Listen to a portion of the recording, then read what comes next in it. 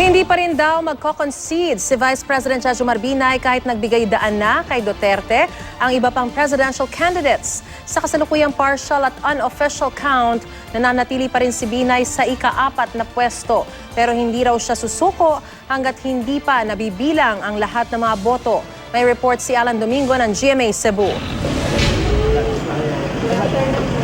Nasa Cebu ngayong araw si Vice President Jejomar Binay para pumunta sa burol ng kanyang supporter na miyembro ng Apo Fraternity. Sa panayam ng media, sinabi ni Binay na hindi pa siya magkukonsid kahit pa nananatili siya sa ika-4 na pwesto sa kasalukuyang presidential unofficial count. Ayon kay Binay, hihintayin muna niyang matapos na mabilang ang lahat ng boto. May agam-agam pa raw kasi siya sa naging resulta ng botohan dahil na rin sa mga report ng mga pumalyang vote counting machine o VCM. Let's not use the word conceding.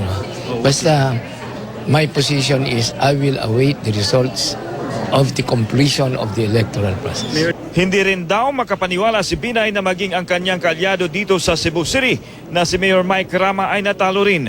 Nang tanungin si Binay kung handa na raw ba siyang tanggapin ang inialok na pagkakaisa ni Davao City Mayor Rodrigo Duterte, ang sagot ni Binay, We're talking here of the process.